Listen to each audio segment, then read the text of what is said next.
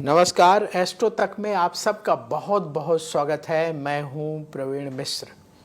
प्रयागराज में महाकुंभ में पहला अमृत स्नान मकर संक्रांति के दिन होने जा रहा है और मकर संक्रांति से शुरू करके 3 प्रमुख अमृत स्नान होने वाले हैं। पहला मकर संक्रांति को है, दूसरा कब है, तीसरा कब है। हम तीनों प्रमुख तिथियां आपको बताने वाले हैं। अमृत स्नान वही है जिसे पहले शाही स्नान कहा जाता था। तो अमृत स्नान का क्या महत्व है? पहला अमृत स्नान जो मकर संक्रांति के दिन है, इस दिन आप कैसे अमृत स्नान करके लाभ प्राप्त कर सकते हैं, ये सब कुछ इस वीडियो में जानेंगे।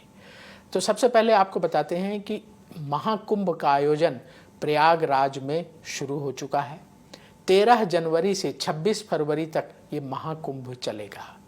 धार्मिक मान्यताओं के अनुसार इस पवित्र महाकुंभ में गंगा, यमुना और सरस्वती नदी के संगम में स्नान करने से हमें मोक्ष की प्राप्ति होती है और ऐसा धर्म ग्रंथों में वर्णन मिलता है कि पाप धुल जाते हैं।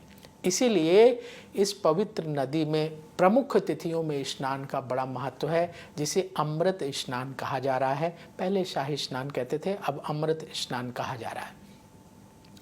तो ये जो अमृत स्नान है, इसकी कौन कौन सी प्रमुख तिथियां हैं, कौन सी जो तिथियां हैं जो महत्वपूर्ण हैं, ताकि आप इन तिथियों पर स्नान करके लाभ प्राप्त कर सकें, आइए सबसे पहले जानते हैं। तो देखिए, अमृत स्नान की सबसे पहली प्रमुख तिथि 14 जनवरी को है, जिस दिन मकर संक्रांति है। ये पहला अमृत स्नान होगा। इस दिन जो है सबसे पहले जो हमारे नागा साधु होते हैं अलग अलग अखाड़े के, उन्हें स्नान करने का अवसर दिया जाता है। उनके लिए घाट खाली रखे जाते हैं। इसके अलावा भक्त लोग जो है स्नान करते हैं जब उनकी बारी आती है, और बहुत सारे घाट होते हैं। तो ज़रूरी नहीं कि आप संगम में उसी स्थान पर जाकर के स्नान करें। जहां आपको मौका मिले वहां जाकर के भी स्नान कर सकते हैं। तो पहला स्नान 14 जनवरी को होगा। दूसरा स्नान मौनी अमावस्या के दिन 29 जनवरी को होगा, वो भी अमृत स्नान है, दूसरा अमृत स्नान है। और तीसरा अमृत स्नान 3 फरवरी को बसंत पंचमी के दिन होगा।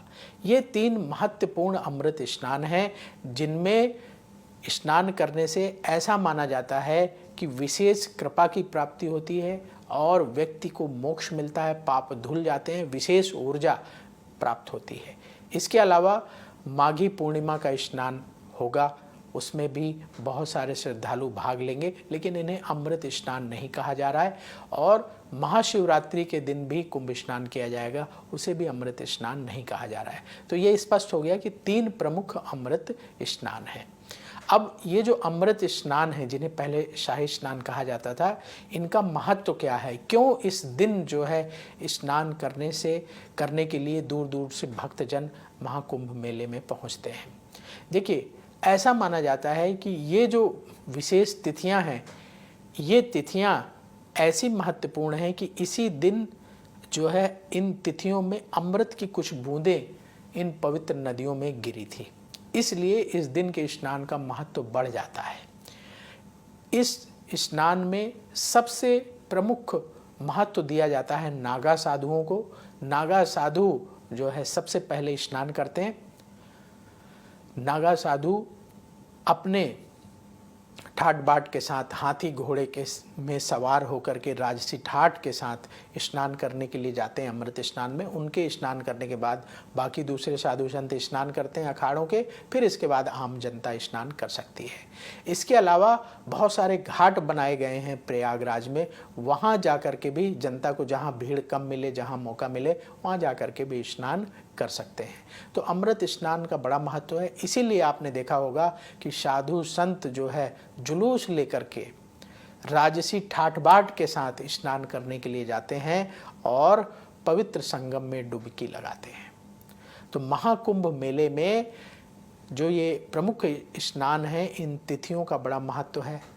सूर्य की स्थिति, बृहस्पति की स्थिति इन तिथियों को और विशिष्ट बनाती है। इसीलिए इन्हें राजसी स्नान, अमृत स्नान कहा जाता है। और इस दिन स्नान करने से शास्त्रों में ऐसा वर्णन मिलता है कि मोक्ष की प्राप्ति होती है आत्मिक शुद्धि होती है, ऊर्जा की प्राप्ति होती है और हमारे मन मस्तिष्क में विशेष ऊर्जा का संचार होता है। तो एक बार फिर से आपको बता दें, जो प्रमुख अमृत स्नान है, 14 जनवरी को पहला अमृत स्नान है, 29 जनवरी को दूसरा अमृत स्नान है मौनी अमावस्या के दिन, और 3 फरवरी को बसंत पंचमी के दिन तीसरा अमृत स्नान है। इसके अलावा 12 फरवरी को माघी पूर्णिमा का स्नान है, 26 फरवरी को महाशिवरात्रि का स्नान है। तो ये सारे पवित्र स्नान बड़े महत्वपूर्ण हैं। इस दिन कोशिश करना चाहिए कि हम जो है पवित्र नदी में जाकर के स्नान करें, गंगा में स्नान करें, संगम में स्नान करें, महाकुंभ मेले में जाकर के स्नान करें। ऐसा शास्त्रों में वर्णन मिलता है कि इस दिन देवता भी जो है किसी न किसी रूप में आकर के संगम में स्नान करते हैं, अमृत स्नान का लाभ प्राप्त करते हैं। तो संभव हो तो हम सबको भी अमृत स्नान का लाभ प्राप्त करना चाहिए। इससे मन में नई ऊर्जा का संचार होगा, पॉजिटिविटी प्राप्त होगी और पाप धुलेंगे, मोक्ष मिलेगा। तो आप सबको ये जो मकर संक्रांति के दिन पहला अमृत स्नान हो रहा है, इसकी बहुत बहुत शुभकामनाएं।